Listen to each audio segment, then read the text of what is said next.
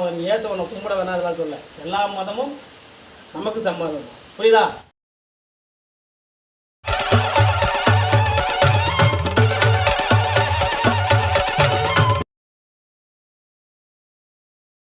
ரெண்டு மாதத்துக்கு முன்னால் நான் உத்தரவு கொடுத்தேன். கருப்பசாமி என்ன உத்தரவு கொடுத்தேன்? உனக்கு சம்பளம் உயரும். இன்னும் இது பண்ணுவேன், இன்னும் உயர வைக்கிறேன், 500 ரூபா உயர வைக்கிறேன். நான் ஃபஸ்ட்டு வந்து ஒரு ஷாம்பிளுக்கு ஒரு 20 ரூபா உயர வச்சு தரேன். அப்படி இது பண்ண பிற்பாடு நீயா நம்பிக்கை வந்து எப்போ வந்து என்கிட்ட வந்து எனக்கு நீர் வச்சுடு சாமி அப்படி சொல்கிறேன். அப்போ தான் உனக்கு நீர் வைப்பேன்னு சொன்னேன் இல்லையா? போன தடவை நம்ம வைக்க சொன்னோம் இல்லையா? நான் வைக்க சொன்னா நீ தான் வைக்க சொன்ன. சரி ரைட்டு வச்சாச்சு இல்லையா? இப்போ அதை நீ மெயின்டைன் பண்ணணும் இல்லையா? ஏன் வந்து வெறுநத்தியோட எம்டியோட வரீங்க? சரி ரைட்யா. நீ எப்போ வந்து கலகலப்பாக கயிறு முதல்ல எல்லாமே போட்டு என்ன இது நான் இயேசுவனை கும்பிட வேணாம் அதெல்லாம் சொல்ல. எல்லா மதமும் நமக்கு சம்மதம். புரியுதா? நான் தப்பாக குறை சொல்லலை.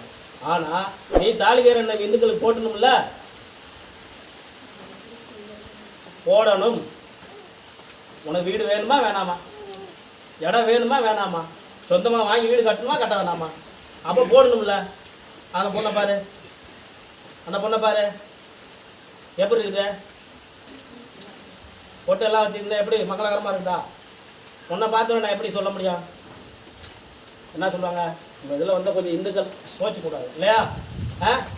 என்னடா இது இந்த பொண்ணு இப்படி வந்து நிற்கிதுன்னு சொல்லுவாங்க இல்லையா? அடுத்த தடவை வரப்போ நல்லா வருவோமா? பொட்டுலாம் நீட்டாக வச்சுட்டு வருவோமா? பாரு வீட்டுக்கார அப்படியே பட்டையை அடிச்சுட்டு பட்டா வராதா? நான் குறை சொல்லலை. நீ கூப்பிடு, அது உன்னோட இஷ்டம். புரியுதா? என்ன வணங்கும் போது இந்த இடத்துல என் மேலே ஒரு குறை வந்துடக்கூடாது இல்லையா? இந்த இடத்துல நீ நீட்டாக வந்து மங்களகரமாக போட்டு வச்சுட்டு தாலிகரோடு வரணும். அப்போ தான் உன்னோட இதை எல்லாமே பார்க்க முடியும். புரியுதா? அதெல்லாம் பார்த்தேன். இப்போ இடத்த பார்க்கணும் இல்லையா? அப்போ அதுக்கு நீ மங்களகரமாக இருந்தால் தான் நான் மங்களகரமான இடத்த முடிச்சு கொடுப்பேன். அப்படியா? அதே போல் கருப்பசாமி வேறு என்ன சாமி? அதே போல் நம்ம ஃபஸ்ட்டு ஒரு பிளாட்டு பார்த்தோம் இல்லையா? அந்த பிளாட்டை வந்து நம்ம போன வாரம் கேட்டோம். அந்த பிளாட்டை வந்து எங்களுக்கு முடிச்சு கொடு சாமி அப்படின்னு சொல்லி கேட்டோம். அப்போ நம்பணும். நான் என்ன சொன்னேன்? அந்த பிளாட்டு வேண்டாம், அந்த பிளாட்டில் சிக்கல் இருக்குது. அந்த பிளாட்டில் வந்து பார்த்தீங்கன்னா ஒரு என்ன சொல்கிறது, புறம்போக்கு மாதிரி இருக்குது. அதில் வந்து சிக்கல் வரும். ஒன்றும் பிரச்சனை இல்லை, பட்டா இல்லை, போய் மாட்டிக்காத. நாளைக்கு மாட்டின பிற்பாடு யாரை கேட்பேன்? கருப்பசாமி நீ சொன்ன பிற்பாடு நீ சொன்னோம், நீ அதை தான் சாமி உன்ட்ட கேட்டேன், நீ சொன்ன பிற்பாடு தான் சாமி வாங்கினேன் இல்லையா? அதை வாங்காத. 93வது பிளாட்டு ஒன்று வரும். 93வது பிளாட் வரும். அந்த 93வது பிளாட்டில் ஒரு வேப்பம் கண்ணு ஒன்று இருக்குன்னு சொல்லி சொன்னேன். இருந்ததா? அந்த 93வது பிளாட் சொன்னா இல்லையா? எனக்கு இத்தனை பிளாட்டுன்னு நீ சொல்லலை. நானாக 93வது பிளாட்டில் போய் பாருன்னேன். அந்த 93வது பிளாட்டை போய் இது பண்ணுன்னேன்.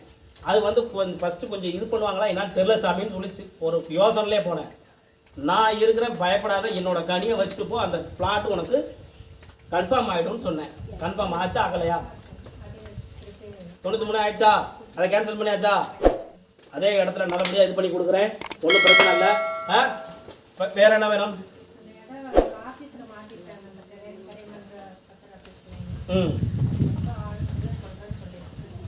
சீக்கிரமாக கரை பண்ணி கொடுக்குறேன். புரியுதா?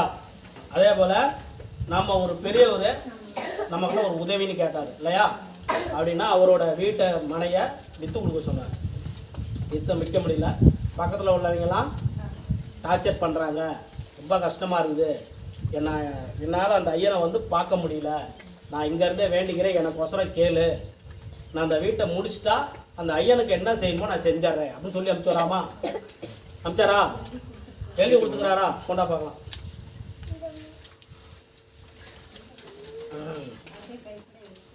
அவரே கைப்படி எழுதிட்டாரா? நைட்டு பூரா உட்காந்து எழுதினாரா?